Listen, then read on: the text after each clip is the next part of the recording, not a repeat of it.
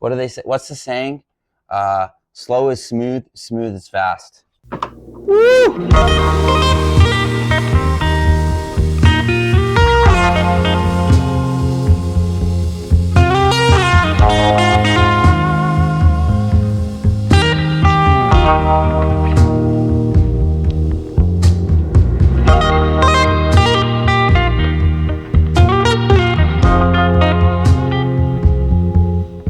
I think the mount's pretty good. I think it's a little tough to put together. I'm not a professional with 3D printed stuff.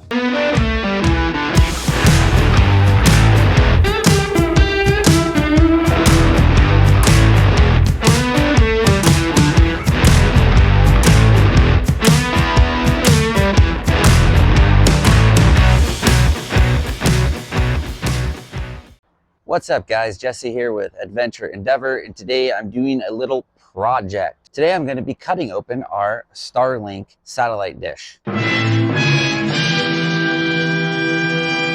This is something I wanted to do for a while, and there's multiple reasons. One of them being we kind of already broke ours, and then the other one being less setup at camp and less storage space being taken by our back bay. I'm going to show you how I'm doing it. Hopefully I don't mess it up, but our Starlink is kind of already broken in a sense. There's been a lot of people that have done this. I'll link all the products in the description below, and I will do my best to show you step by step.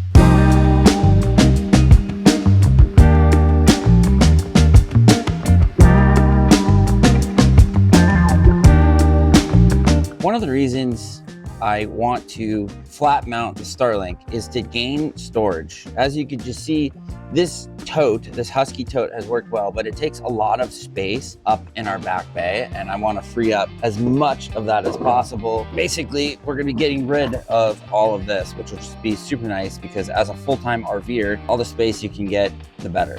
Reason number two. We're not easy on our stuff. So we had our Starlink mounted up on a roof with the standard base here, and it was a crazy windy day and it fell off the roof.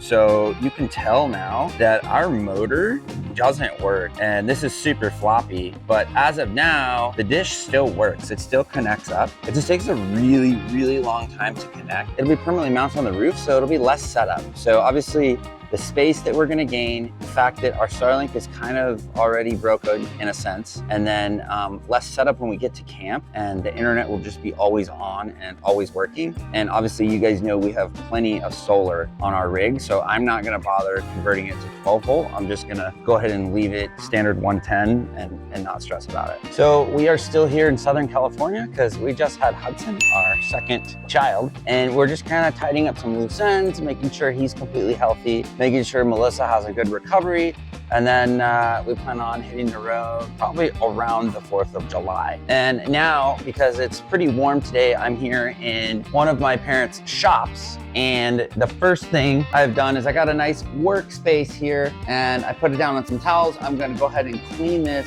and do my best to draw the template to cut out the portion of the back of the Starlink. And then we're gonna be using a mount from Everlanders. They designed a 3D printed model that you can buy on Etsy or Amazon, which we will link in the description. And it comes in a few pieces. You glue it together, and then you glue the dish into that. Here's the tricky part.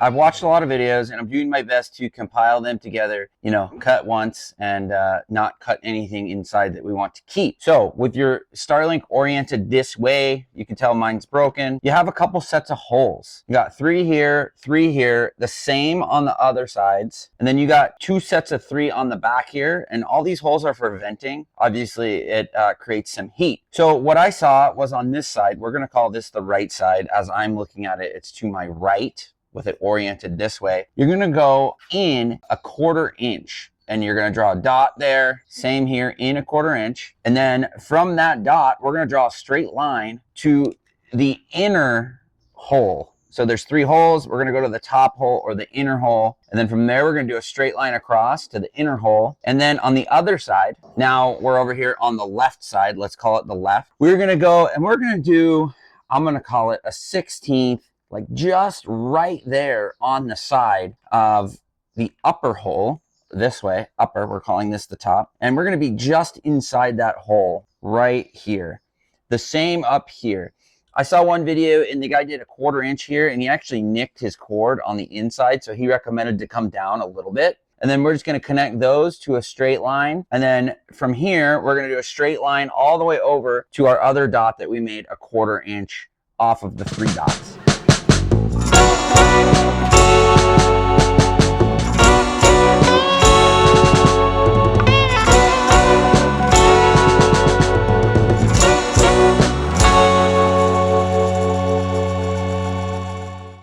I went ahead and used some blue painter's tape. I was able to kind of stick one edge, kind of eyeball it, and pull it over nicely to my other mark on every which side. I was able to get the lines like pretty dang straight. I'm pretty happy with that. That worked out well because this is curved in both directions. So you might be able to use like a fabric measuring tape, you know, that is flexible.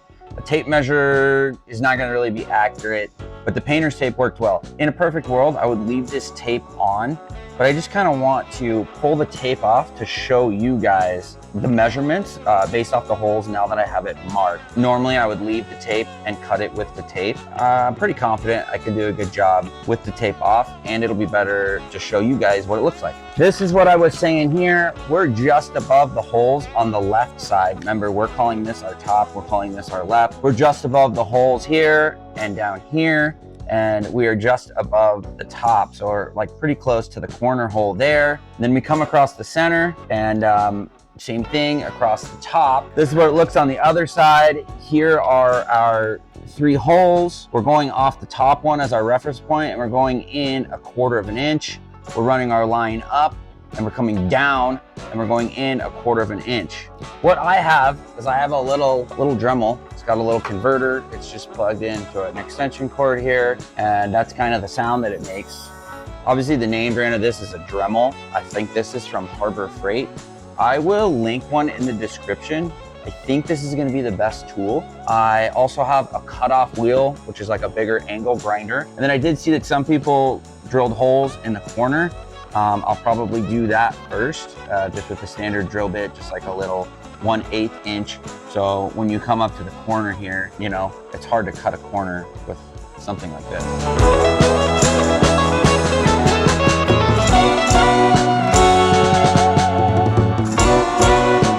This tool is working really well, but it's quite slow and it's getting kind of warm. Like I said, this is a cheapie. This is not an actual Dremel. So I think I'm gonna take a cutoff wheel and do a bulk of like the scoring, let's call it. I'm not gonna go all the way through. I'm just gonna do like 80% of the cut. And then I'm gonna come back with this guy and just kind of finish it through. So that way I don't jab too quickly with the cutoff.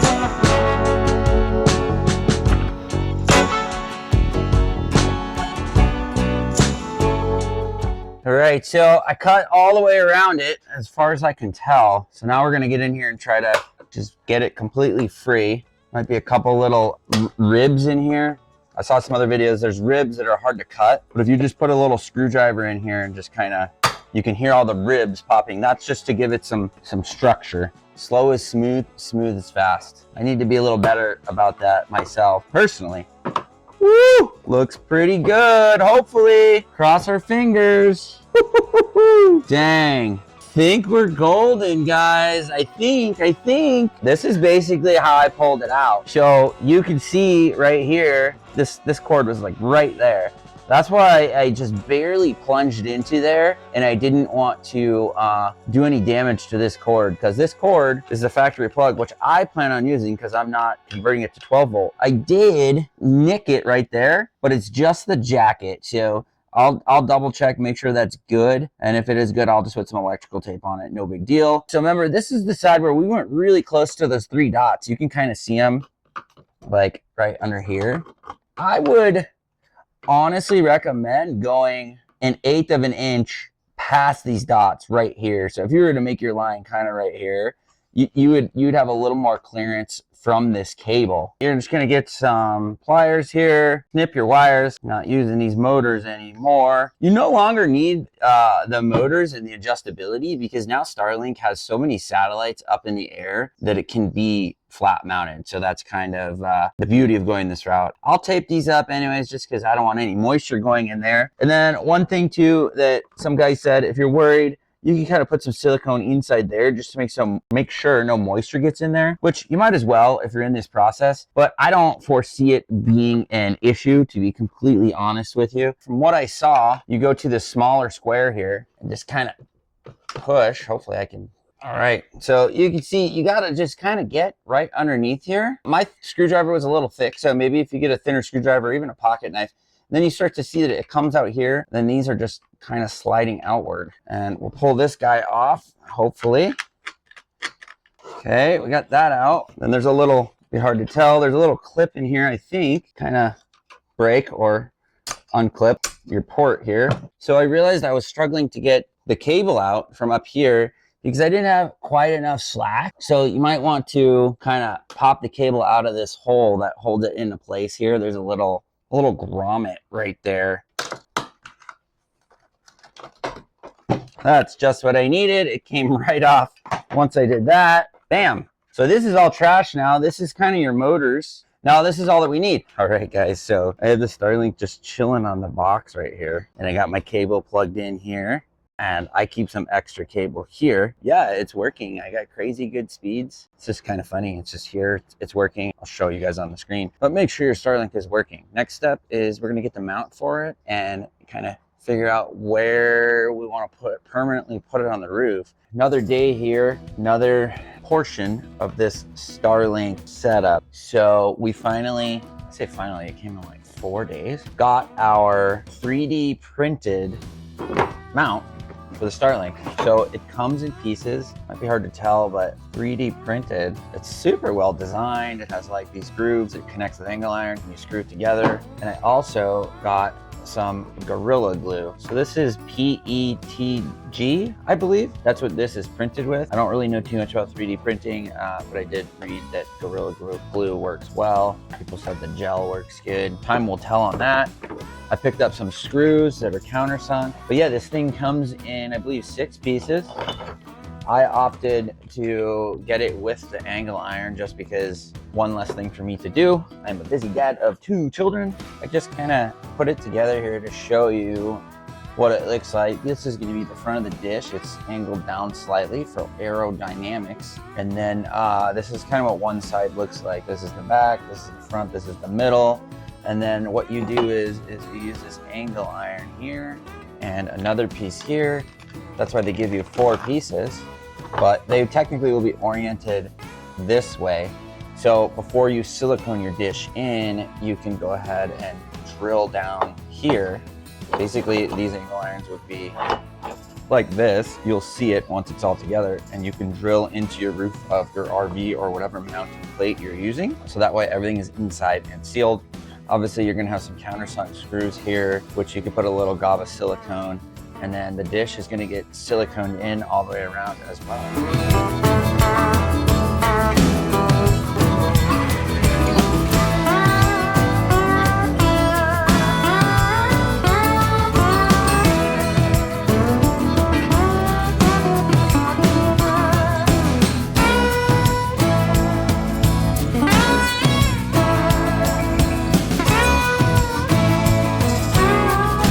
Here's what I discovered. The kit is pretty good, but it's also pretty hard to get it together perfectly with all the 6 pieces.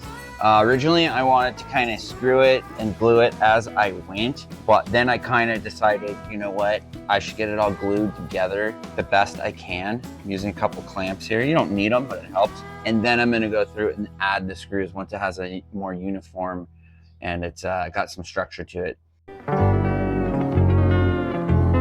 So we're up on the roof here now.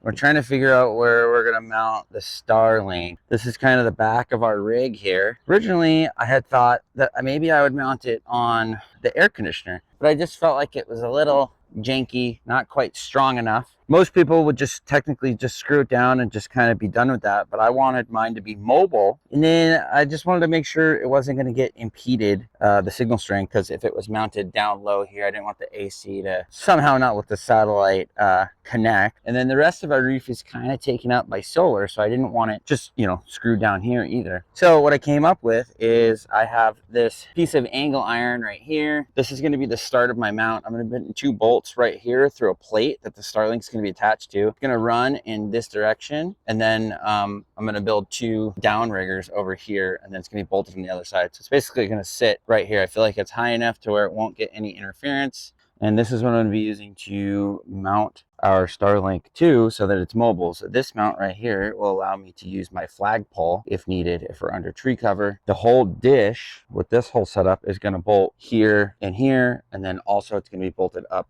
our solar panel. And then if need be, I can also just set this sucker on the ground. I might try to see if it can be stored with this underneath it as another added option. Before I screw this thing down, obviously I got to make sure I run my power cord in here so there's no issues with that. And then I'm just kind of centering it around. I had this plate cut a little bit wider so that I could caulk this nicely here. And we're going to caulk it on the inside and the outside. We're just going to put some screws right down through here so that it's attached firmly. And then we're going to plug in the dish, and we're going to make sure that that wire is not coming unplugged. We're going to tape it together with some electrical tape. That connection is going to live underneath there. And then we're going to put the dish in.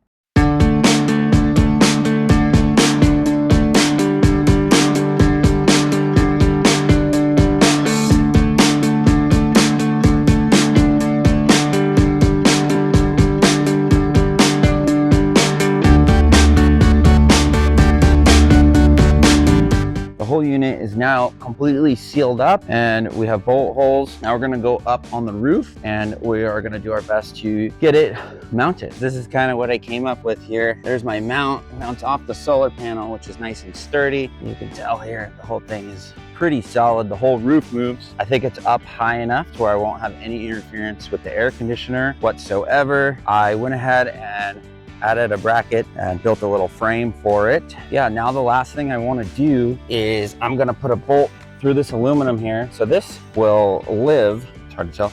So the original factory Starlink mount will live here out of my way, not in my bay. So if I do a ground deploy, if I'm under some trees or whatnot, I have that there, it works. And then if I don't want ground deploy, I take that bolt out and I put it onto my flagpole mount here. So now I have permanent mount, which is like 90% of the time, ground deploy, which will probably be 3 or 4% of the time, and then tree mount, height mount, which will be, I don't know, 1-2% of the time. So overall, pretty stoked. I'm gonna put a couple of cable ties onto this upright right here, one onto my ladder, and then I have all my extra line living in that black case on the back of the rig, out of the sun, protected from UV.